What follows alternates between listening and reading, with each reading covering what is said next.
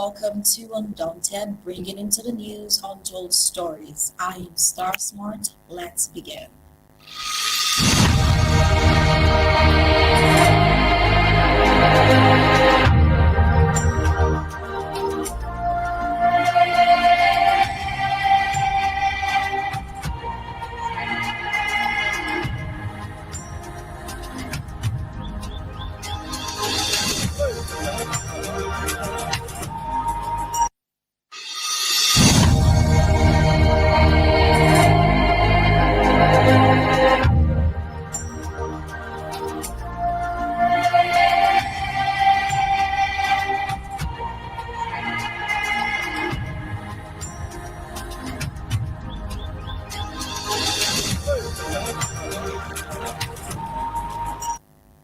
Welcome back. Well, once again, the stories before us are not isolated incidents, but part of a much larger picture of a people under siege. For 64 years, Ambazonia has been held in bondage by La République du Cameroon, a system that exploits Ambazonian resources, neglects the communities, and treats Ambazonian lives as though they carry no value. From collapsing infrastructure to reckless killings. From unmaintained roads turned into rivers to power companies that send condolences instead of accountability. The evidence is everywhere. The colonial grip does not bring safety, does not bring development, does not bring dignity. It only brings suffering to Ambazonians. And yet, amidst this hardship lies the reason for the struggle, the fight for a free Ambazonia, a nation where lives are respected, where roads are built to connect rather than cut off communities, where light shines because system works, not because debt and corruption decide. Tonight's stories reveal the cost of occupation and remind us of the urgency of the struggle. They show why freedom is not only a dream but a necessity, why Ambazonia must rise to stand on its own feet, and why the sacrifices of today are paving the way for a future where Ambazonians can live with dignity, safety, and pride. All of these stories coming up right after we get the prime headlines. Do stay tuned.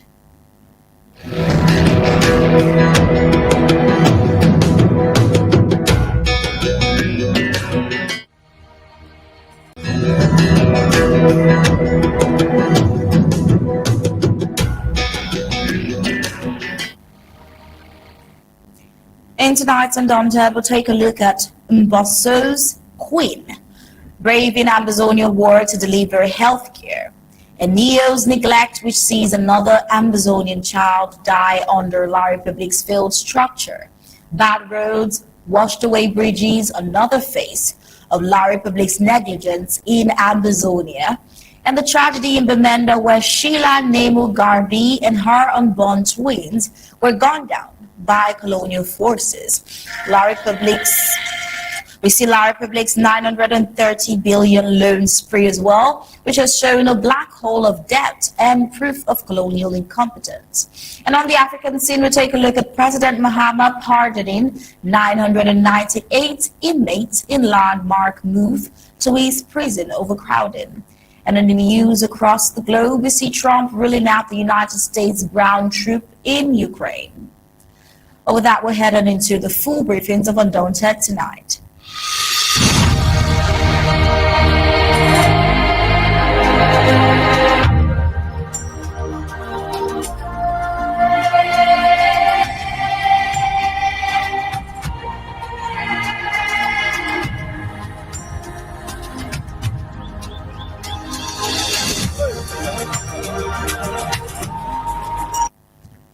The ongoing war in Ambazonia has decimated health services, with hospitals and clinics often inaccessible due to insecurity and staff shortages. Now, as medical personnel flee and facilities shut down, community health workers in rural Ambazonia are left to fill a critical void, often performing life-saving duties with little support and at great personal risk.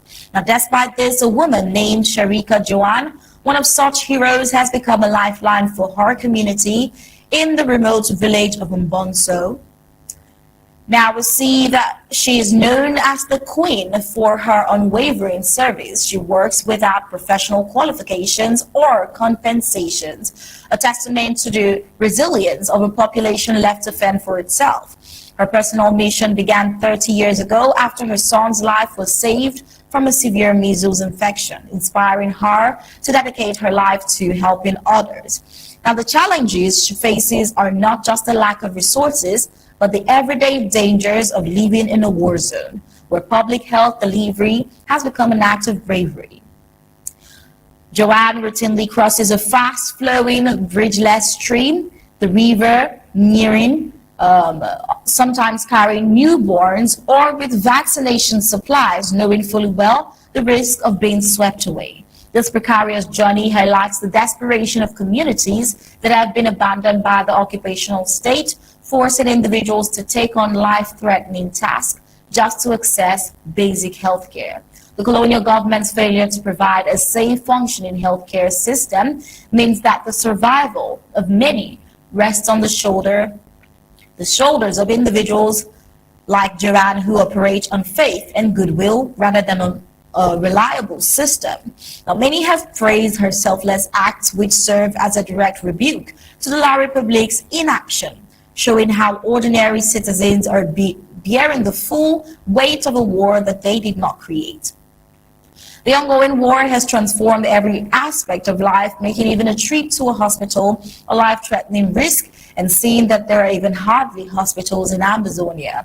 Now, while the Biya regime deliberately lets the war fester and formal health care in retreat, community health workers like Joanne have become the last line of defense for this vulnerable population and worthy of commending. Now, we have in the studio with us Barrister Mbeseha, but before we get to our panelists for tonight, the Barrister Mbeseha, we'll take a look at ENEO's neglect, because while we see Joanne's bravery, under it lies the neglect of La Republique. Now, on Friday, August 15, 2025, tragedy struck in Malfatin, Victoria, when a young Ambazonian boy lost his life after a decayed electricity pole collapsed on him. This devastating incident is not an isolated misfortune, but part of a long pattern of neglect that defines the colonial structure of La Republique du Cameroon over Ambazonia. Now, for decades, the regime has subjected Ambazonians to crumbling infrastructure, failed governance, and daily hazards, treating Ambazonian lives as disposable. In the aftermath of the boy's death, ENEO, the electricity monopoly operating under La Republique's control, issued a shallow letter of condolences to the grieving family. Yet in typical fashion, no compensation, no financial support, and no acknowledgement of responsibility followed. The company's refusal to act underscores the deep contempt with which Ambazonian lives are regarded under La Republique's occupation. Sending words without action is nothing more than a performance of sympathy, a hollow ritual that leaves families to bear unbearable burdens alone. The death also highlights that ENEO's chronic failures are glaring in Ambazonia. The company is drowning in debt, owing 150 billion francs CFAs to financial institutions and another 360 billion francs CFAs to independent producers. This financial crisis has translated into nationwide blackouts in Bamenda, Boya, and other Ambazonian towns, crippling daily life and exposing the population to countless risks. Yet, even as Ambazonians endure constant power cuts and dangerous infrastructure, ENEO and La Republique continue to extract resources and profit, never showing the slightest accountability when their negligence leads to tragedies. This boy's death is not just an incident or an accident. It is the direct result of a system that has long abandoned Ambazonians to decayed infrastructure and failed oversight. While La Republique parades itself as a state, it cannot guarantee the most basic safety of the population it forcefully holds under siege. For the families in Malfo, condolences mean nothing when a child's future has been stolen by a pole that should never have been standing. Ambazonia has once again been shown that in the eyes of La Republique, their lives carry no value. Each tragedy exposes the illegitimacy of a system that cannot protect the people it claims assist them more concerned with debt, profit, and control than with the sanctity of human life. Well, until Ambazonians are free from this colonial grip, such avoidable deaths, sadly, remain the order of the day and a sad reality for Ambazonians. Well, as I said before, we have in the studio with us Barrister Mbeseha. Barrister Mbeseha, welcome and good evening. Thank you for having me.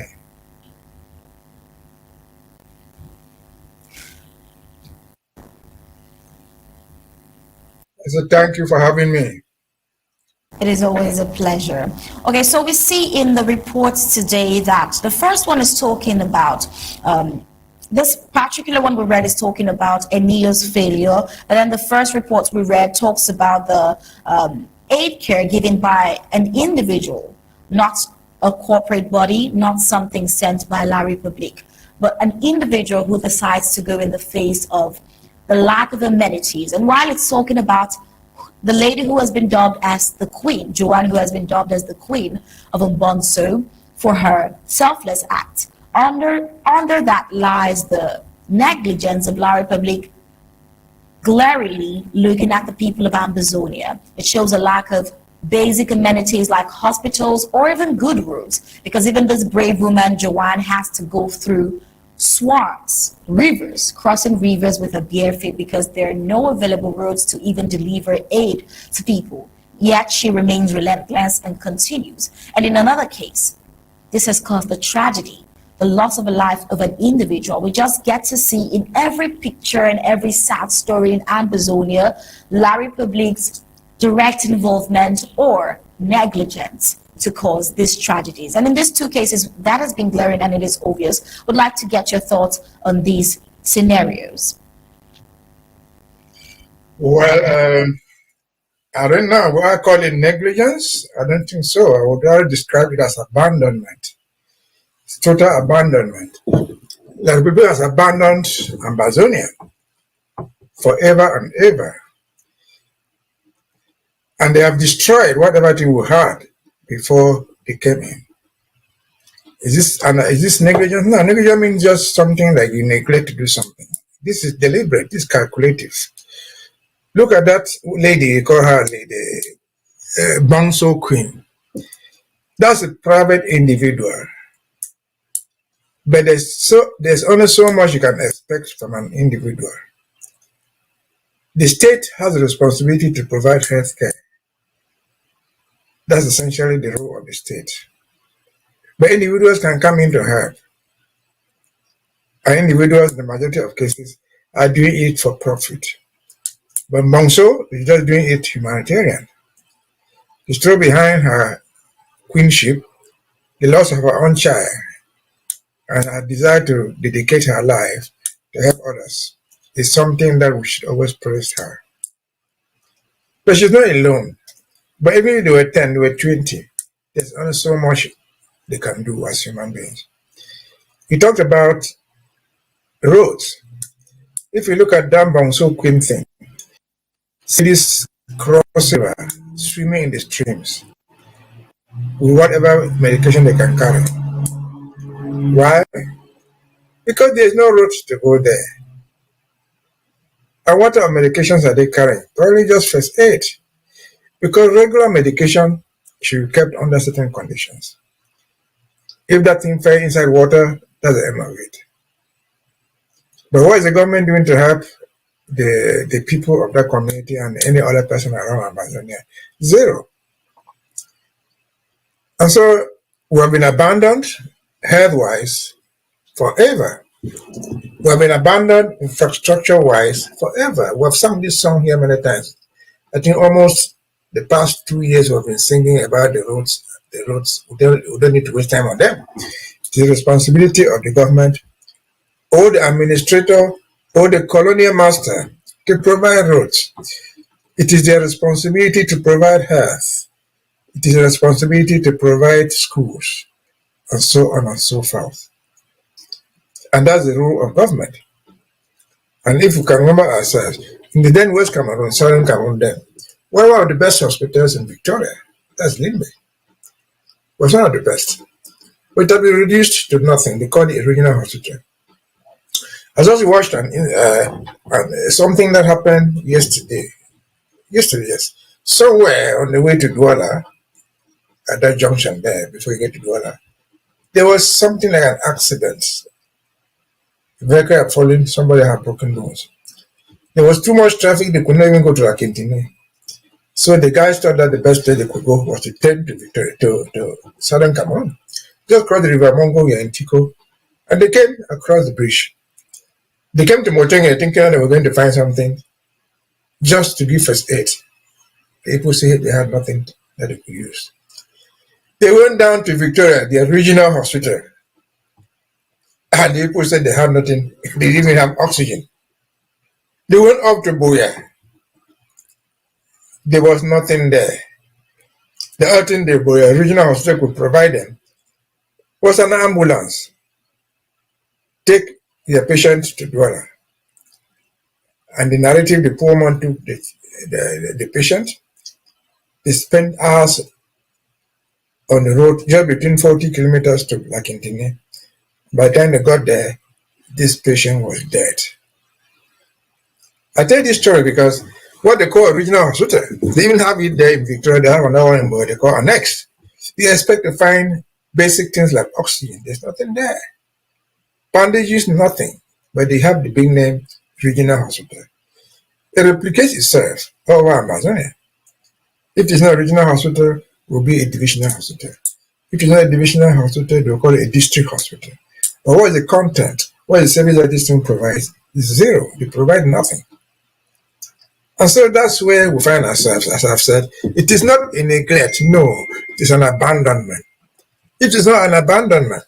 How could you explain that you come to Victoria Regional Hospital, you don't have oxygen. You go to Boya, you don't have anything like that. But at least there's something in Lakintini, 40 kilometers away in Arkutu, the Cameroon border. So they simply tell you, go back to Douala, where you came from in the first place. And then probably you will get help. And that's what the woman did.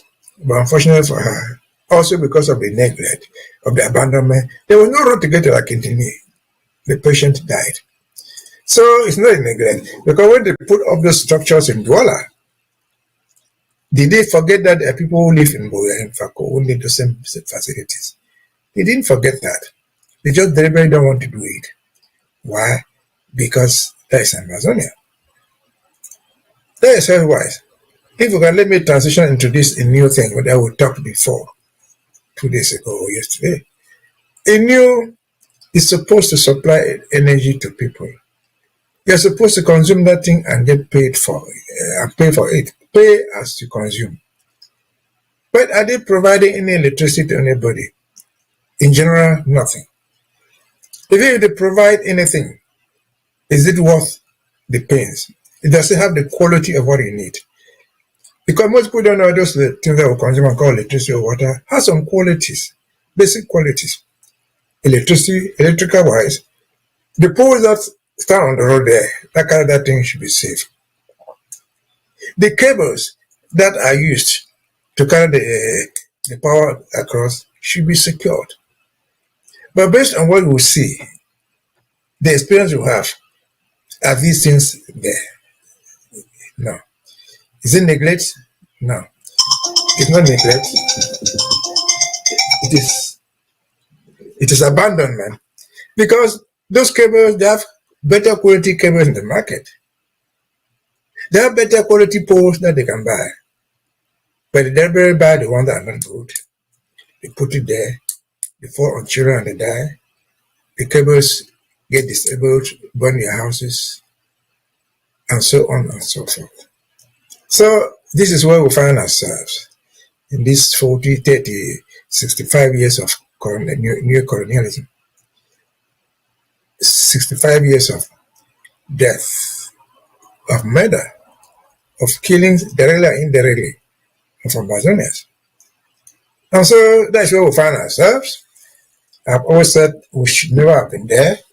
We were forced to be there. But we're not supposed to be there forever. We're waking up late in the evening to realize that we're in the wrong place. We have to fight to liberate ourselves, which is what we're doing. And we pray that people who have the human sense in them, you sympathize with us. How could people be carrying medicine on foot through rivers? Volunteers. How could people be sitting in their own houses and electric poles will fall and kill their children?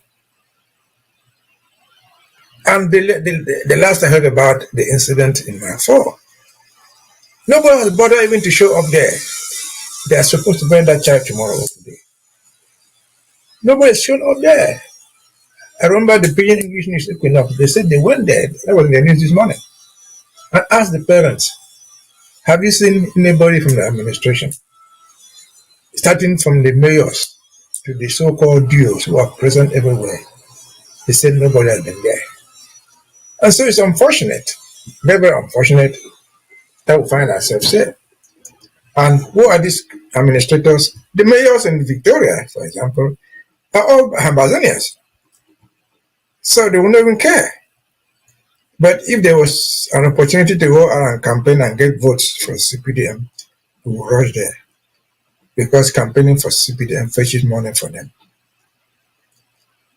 It exposes them to appointments that they will get for lying to the people. So again, we should not have been there, but we are there. We have to find our way out until we get out of the trouble. Over to you. Mbeseha, indeed, as you said, it is quite unfortunate. And as if ENEO's deadly negligence were not enough, like you said, the state of roads across Ambazonia tells its own tragic story of abandonment. And we'll go into that quickly. What passes for roads in Ambazonia are, in fact, rivers, death traps, and impassable swamps. Proof of the complete collapse of colonial governance under La Republique. Now, in Malfour in Queen, we see that after the recent downpours, what used to be a road has turned into a raging stream. In one video, a heavy truck drives straight into what appears to be a river, only for onlookers to realize that that river, the floodwaters, lies a road that has long been erased by years of neglect. Now, this is not an isolated scene at all. Every part of Ambazonia faces similar conditions, worsened by the rainy season. Roads that were once barely walkable now have become completely unusable. Neither walkable nor motorable. Now take a look at this video of this truck. You might think it's diving straight over the bridge and into the river, but that is the only passable or motorable road that turns out not to even be motorable at all. Another shocking video shows a bridge so flooded that not only cars, but even human beings risk being swept away. The sheer force of the river current merging with torrential rainwaters made the bridge a death zone. Instead of serving as a path for movement and trade, it has become a threat to life. And this is the daily realities for Ambazonians who have to brave such roads simply to go about their daily life. Now let's take a listen and a look at what this video is like. And this happened right in Malfour in Queen Bamenda.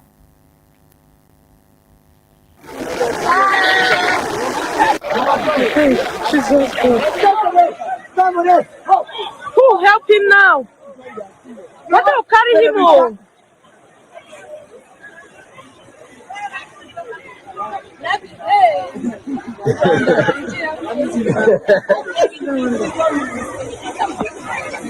Who remove him?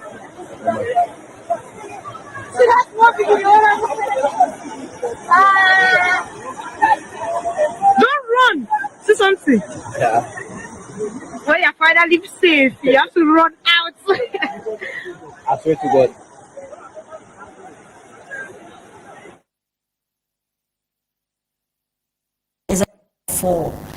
This is not an isolated case. For every part of Ambazonia, you get to see videos like this, and it is quite sad and a pathetic situation. But then this catastrophe is not natural.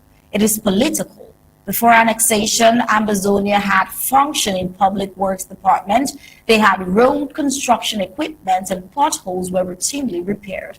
Roads were maintained with dignity and foresight. Yet when La Republique invaded and annexed Ambazonia, they stripped Ambazonia bare, looting their roads, constructions, and transferring everything to La République French Cameroon and Yaoundé, where still Ambazonians are told that if they ever wanted to use their own resources, they would have to write applications and beg for access.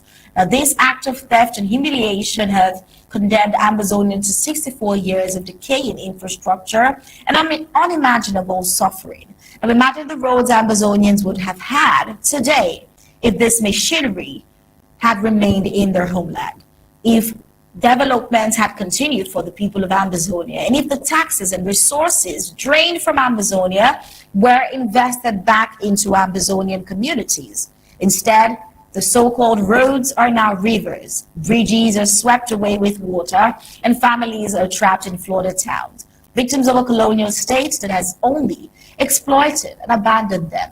These roads are not just broken parts, they are monuments of oppression, reminders of what La République has stolen from Ambazonia. And yet, despite the humiliation, Ambazonians endure, resist, and continue to demand their sovereignty. For it is the only freedom that the Ambazonian people can reclaim, their right to safe roads, working infrastructure, and the dignity to travel across their own land without fear of being drowned on the way. Now, the tragedies in Ambazonia sadly hasn't even stopped. In another report, Bamenda has been thrown into mourning this week after colonial government forces opened fire on a taxi, killing a young woman, Sheila Nemu Garbi, and the unborn twins she was carrying. Sheila had boarded a taxi like any ordinary Ambazonian woman, going about her day never knowing that her life and that of her children will be cut short by the very forces that claim to protect civilians, the colonial forces that claim to protect civilians. The colonial narrative is that the driver of the taxi was attempting to kidnap this lady, and the troops were intervening to save the passenger, but instead of exercising restraint, professionalism, which sadly no colonial military has, or even the smallest regard for the life of the woman that they claim to want to protect, colonial soldiers sprayed bullets recklessly into the vehicle. Sheila and her unborn twins were killed instantly. The driver too was shot down. But then this incident only once again highlights the utter carelessness and impunity of La République's occupying forces. Time and again, they rely on the excuse of it was a mistake, as though Ambazonian lives can be reduced to errors on a battlefield. How many more mistakes must Ambazonians endure? How many more families must mourn loved ones killed not by chance, but by the indiscipline and arrogance of a military that know it will never be held accountable? The tragedy also exposes the lie at the heart of militarization in Ambazonia, where troops are deployed under the claim of maintaining security, yet their presence has only brought nothing but debt, extortion, and fear. Taxi drivers who toil day and night to feed their families are routinely stopped, harassed, and forced to hand over what little they have earned. Passengers leave under constant fear, knowing that a random encounter with these soldiers could end in humiliation or worse, in death. Far from protecting Ambazonians, the occupation forces, the forces of occupation, have become the single greatest threat to Ambazonian lives. Now, Sheila's family is left in consternation, devastated by the senseless killing of a daughter, a wife, and a mother-to-be. Her unborn twins, whose life had not even begun, were ended before they could see the world. And yet we know the script.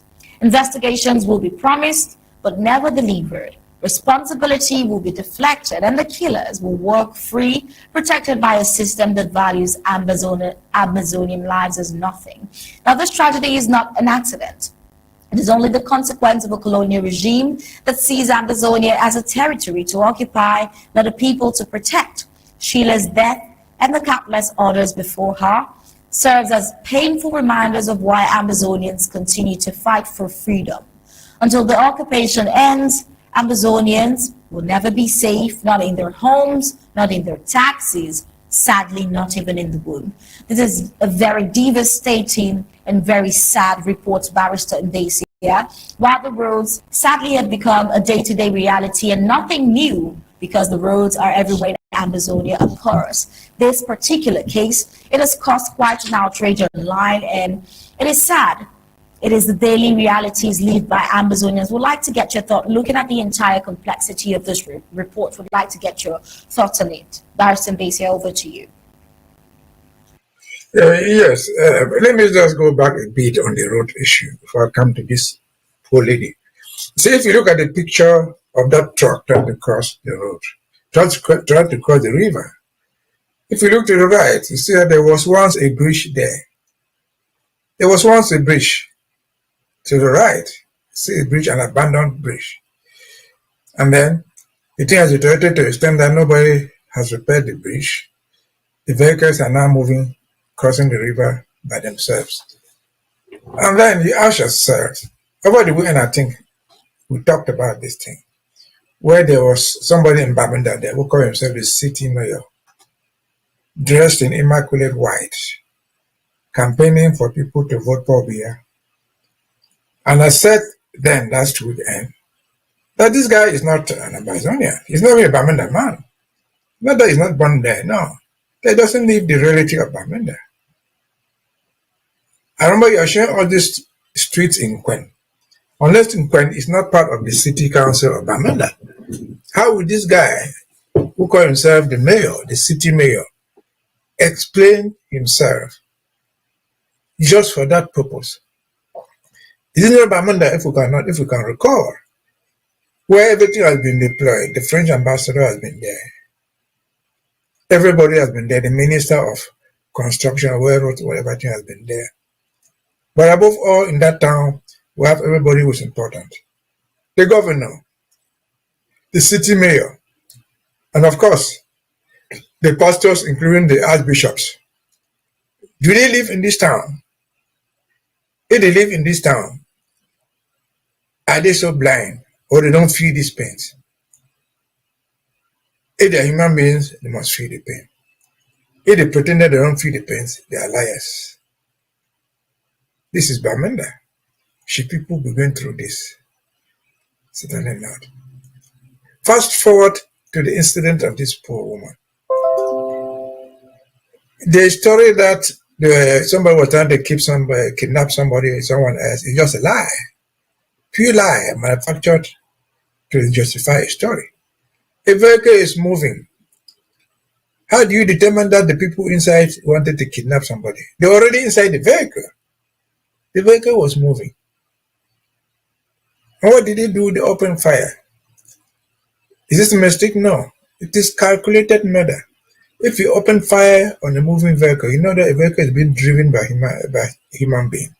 Inside, the occupants are human beings. Live fire there, you deliberately want to kill them. That is murder. Murder simple. Is this new? No. They've been doing this forever. Remember, who has forgotten about baby Martha in Boya? Where they opened fire on the taxi. On the car, it was not even a taxi, on the car. Simply because the mother refused to stop. She was going to drop the children in school. Why do I call it murder again? If these people call themselves policemen, security officers, whatever qualification they give them, the very basic thing that they should have known, that they know in their first day of training, is that you don't stop moving very opening live fire on it. If it is necessary, you shoot the tires, because when the tires are disabled, the car will stop. I guess they know all this. The government has taught them all these things. But again, why do I call it murder? Because nobody is held accountable after all this. They will go free. What we ever hear about it is that investigations are ongoing, which we've seen many times before. Yield no results. Investigations in Cameroon means closure of the chapter. In the case of Limbe, my electric pole, some policemen came there. They will say investigations are going on. That's the end of it.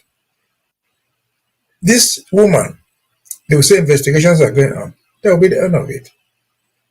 And so, criminals acting as government agents, the best they will do, if the government is too much for that guy, Either they will simply move him from Bamenda to another place where he can continue his killing, he can continue whatever thing he's doing. In the command structure of the security forces, the guy in the street is accountable. But above all, his bosses are accountable because they are the one who deploy him there or her there. If they don't do this, that's clear evidence of deliberate action.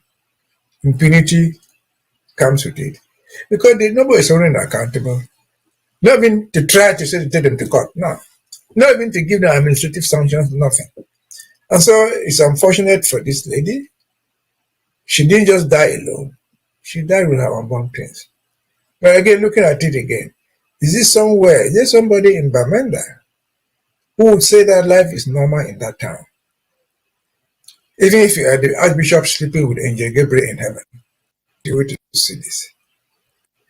If you are whatever type of person, even if you are sleeping in your most comfortable bed in Ayaba Hotel, you should smell the danger of this thing going on. Why? Because they will tell you publicly, they were shooting because there is war over there.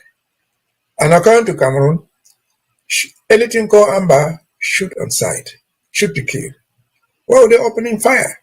They presumed, this is my own understanding, that the guy driving that car was an Amba. And since the law is shoot on sight and kill, they shot, they killed the woman, probably they killed whoever was there. If you survive, you're lucky to survive. But this is the orders from government. Shoot on sight. Kill whatever is called Amba. And again, I insist. This is the time where the Archbishop Andrew here, the time where the government delegate, where the city mayor, where Mr. Lele Afrik lives. Will he willingly tolerate this, for example, in Bunda, where he comes from? Certainly not. And so, this is where we find ourselves. We have been subjected to a loose group of killers, of official killers, official murderers, who go unpunished. But again, the eyes of the world are not closed. We hope and pray that someday, somehow, God willing, someone will help us to bring these people to account for what they have done and what they have continued to do to our people. Over to you. Well, thank you so much, Barrister Mbeseha, for that input there. And on the last report with regards to Ambazonia, we see in yet another move that lays bare the bankruptcy of La République du Cameroon's colonial structures.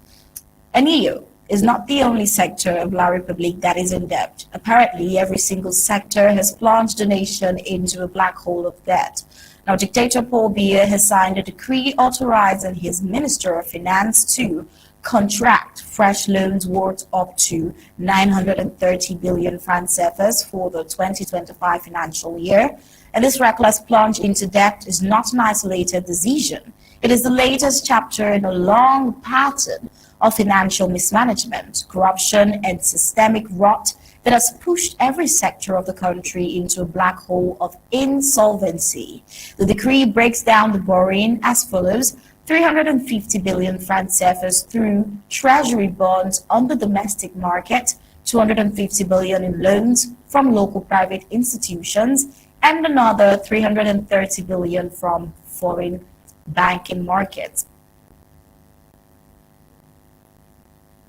Well, officially, we see that the regime claims these are for noble causes, but then it's quite funny, the series and the patterns of the loan that La République continues to take. Quite sad. And we see also in that report that Ambazonia and independent observers, the regime claiming the money will finance development projects and clear its outstanding payment, but Ambazonians and independent observers alike know the truth to be different. Know that La République du Cameroon's development, quote, is a permanent mirage, a cloak for looting and a machine for mortgaging the future while the present collapse. Now, this borrowing spree comes on the back of decades of reckless debt dependency. After 42 years in power, the president of La Republique, Biya's legacy is one of borrowing without result, a regime addicted to loans and incapable of building any sustainable economy. As the debt mounts, one fundamental question rises: who will repay these billions when President Biya, frail, old, and clinging to power, is gone? The answer is clear. It will not be him nor his cronies, but the suffering people trapped in the system that he has created on loan. Now, even more troubling are widespread reports that Biya himself is no longer in charge of such decrees. Looking at how old and frail he is, many Cameroonians suspect that figures like Ferdinand Ngongo, Chantal Biya, the First Lady of La Republique, Oswald Baboke, and Mvondo Ayolo have taken the incapacitated dictator hostage, scanning his signature to authorize colossal borrowing for their own benefit. After all, La Republique seems to be a banana republic where there is no form of accountability, so anything goes. Now, with Finance Minister Louis Paul Mutaze acting as their enabler, what is dressed as development financing is in reality nothing more than organized plunder, corruption in plain sight. For Ambazonia, these suspicions, the reality in this chaos, is yet another reminder of why the struggle for sovereignty is non-negotiable. The colonial government's economic mismanagement has never been about serving the people, least of all Ambazonians, whose resources have been exploited while their communities are left in ruins. Ambazonia's fight is a fight to live free from this cycle of corruption, debt, slavery, and indignity, while La Republique mortgages its future to pay for its own survival. Ambazonia is determined to reclaim its sovereignty and build a future where dignity, accountability, and responsibility replaces the rot of a colonial system.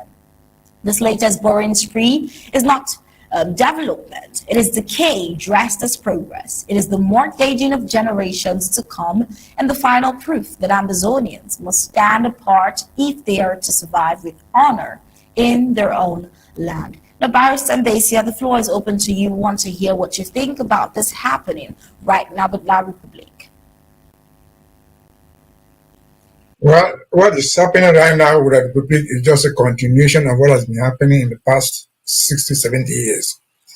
See, Paul Biya's 43-year reign is just a continuation of what has happened. These people are just thieves. If you hear the name debt, loan, it's another form of stealing. Because we were talking about, in the last segment, we talked about the bad roads in Bamenda.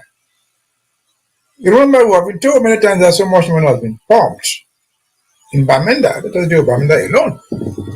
Some of it loans, some of it gifts from international organizations to fix the streets in Bamenda in the name of reconstruction.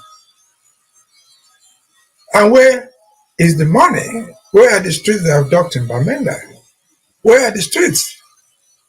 Did they give back the money to the donors and to the banks from which they got the money? No, they stole the money. So the name debt is another form of graft, state graft. And I'm sure as they go closer to the end of their reign, they will contact more loans. I don't know any country in the world other than Cameroon where ministers and directors and so on are allowed to stockpile their rooms and their compounds with money, cash. They steal the money, they keep it in cash in their houses. That's the rudest form of graft that one has ever imagined in the world. This is a government that will do anything in the name of debt. Remember, it's 5 years, I think 2019. This very government of Mr. Paul Biya went on to a loan of 75 million. To do what? To buy laptops for students. Laptops, the few of which arrived, they could not even open. They didn't work. But they're taking a loan. They're taking 75 million. Nobody's been accountable for that. Laptops are not there. The debt is there for people to pay. A number of years ago, this very Mr. Paul Biya is a chief thief, he's a principal thief by himself. They refused to give account of the oil money. And the director of the SNH said publicly the accounts of oil drill or gas sold are only known to him, the director, and the president of the republic. This is state money, though stolen from Ambazonia. If tomorrow we get our independence, for example, well, we even get to get the records to know how much they have stolen from us. They destroyed the documents. Have we forgotten about the Karimuna, who have been laboring to hold people accounting for stealing money from Cameroon directly? And the last to say, he went to Sonora, they told him why the documents are no longer here. They are all in the presidency. So this is a clueless government, headed by a man, a spineless thief. There's no way a thief will appoint an honest man to be in charge of his or her bank, because the bank capital is stolen by itself. So how do you expect to be the general manager when you cannot be a thief? So this debt thing, they take the debt. Our problem as Ambazonians is that they are mortgaging the future of Ambazonia in this debt, because we know who leave that place. For our brothers and sisters who should think about one Cameroon, you're wasting your time. But I can guarantee you there's a technique to discover what they have done. And they will not be held accountable for their debts. But I think with good mathematics, with good structure, they will be held accountable for what they have stolen from us as well. And so it's unfortunate that we found ourselves here with this gang of thieves, with these shameless people of any type. We're talking about healthcare, where people are crossing rivers on food with medication on their head. And Paul Biya himself, he flies to his best hospitals in Geneva. His daughter flies in a jet, private jet, as if before becoming the president's daughter, she was never born like any other human being. The wife has never gone to the grocery store, as if before becoming the first lady, she was not a woman like you and me. And so these are criminals that we don't even know. We don't know for what reason God punished us in the first place, to get nearer to these people. But if we committed any sin, we can only pray that God should forgive us and set us free. Because we should never be there. It is not a place where any normal person would like to be. So pray the Almighty God. If at all we did sin, I'm a Christian, we pray to the Lord to forgive us our sins and save us from this dungeon, from this hell where no human being should live through. Over to you. All right, Barrister, that's a really deep question. What would anybody really do to deserve such a government who only cares about expanding their luxury instead of moving the nation forward? Well, it is sad for La Republique and also sad for Ambazonians, because now they are in the mess, being under the siege of La Republique. But then we hope that somehow the future gives Ambazonia the future that Ambazonia deserves. Thank you, Barrister Mbeseha, for joining in on Undaunted tonight. It's been a pleasure as always. Thank you for having me. All right, so have a good night, and then we'll get on to the news around Africa. Do stay tuned.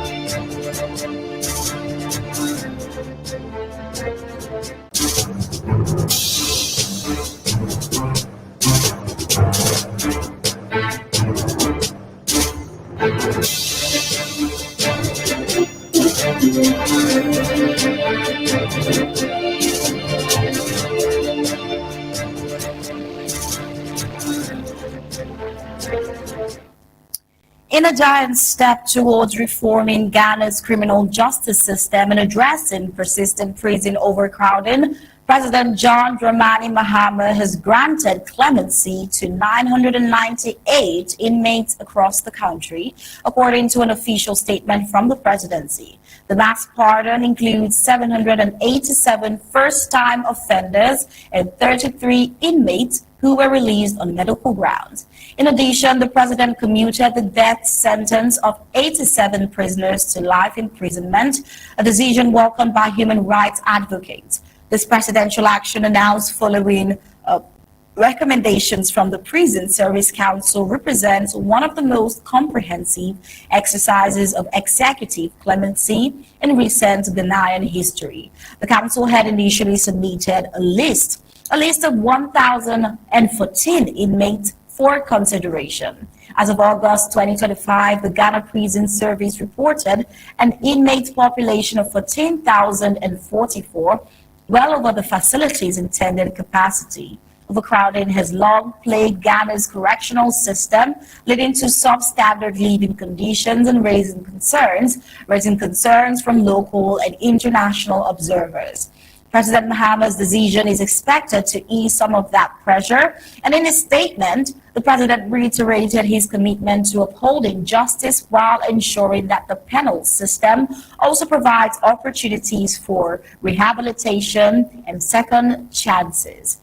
Now, in parallel to the presidential pardon, Ghana has recently implemented a new parole system as part of broader justice sector reforms. The system allows certain eligible inmates to be conditionally released before completing their full sentences, based on good behavior, rehabilitation progress, and other criteria. Now, the United Nations Office of Drugs and Crime UNODC praised the introduction of parole, calling it a moment of reflection and reimagination for Ghana's justice system. The agency highlighted the move as a progressive step that balances justice with human dignity and restorative principles.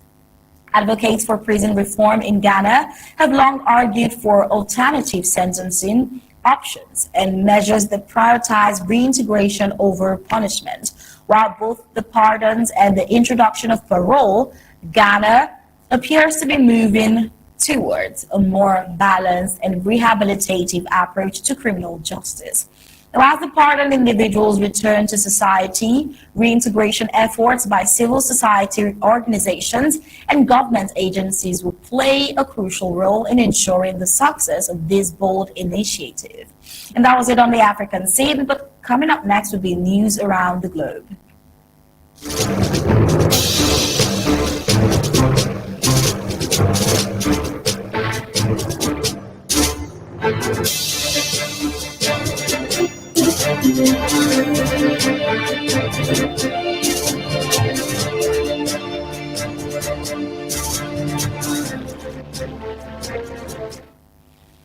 On the foreign scene, President Donald Trump has ruled out sending American troops to Ukraine, even though he had appeared open to the idea during recent security talks with President Volodymyr Zelensky and European leaders.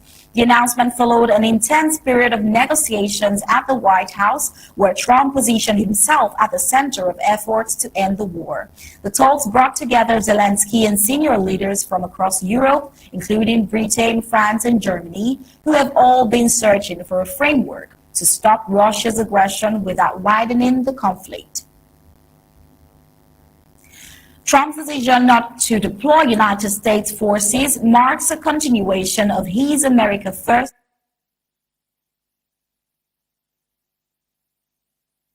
shoulder the responsibility for boots.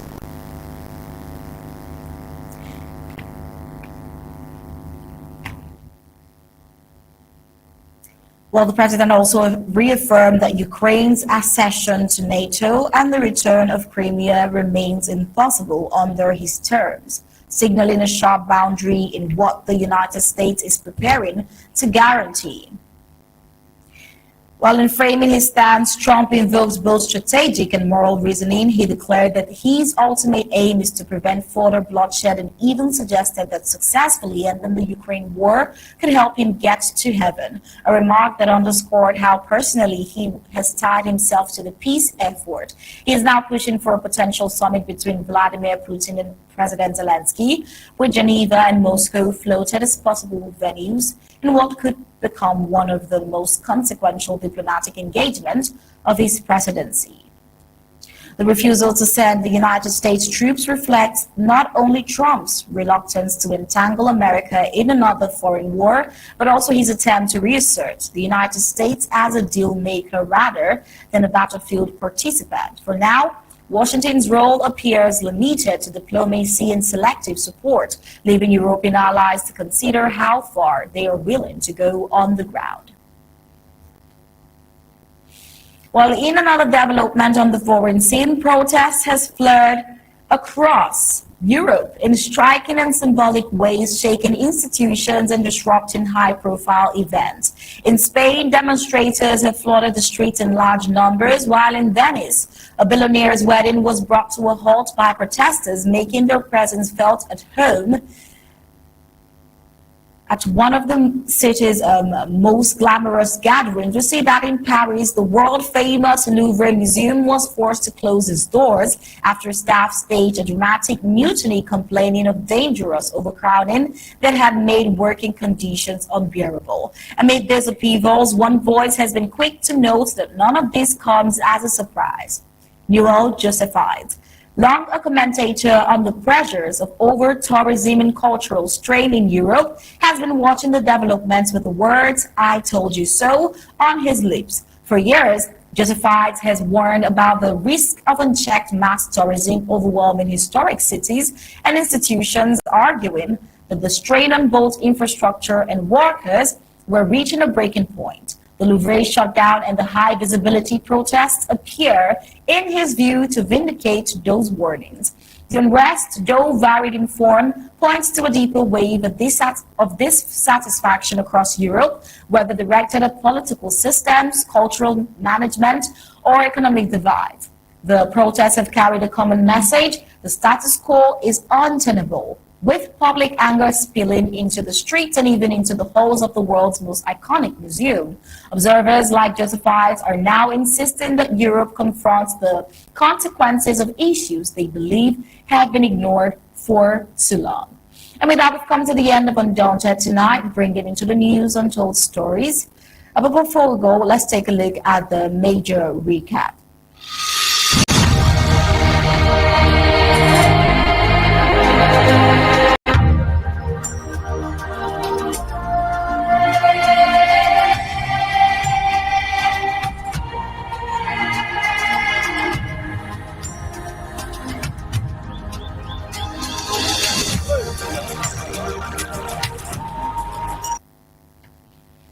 Well, on Undaunted tonight, we brought to you Umbonso's Queen, brave in Ambazonian war to deliver health care, and ENEO's neglect, which led to another Ambazonian child dying under the failed structures of La Republique.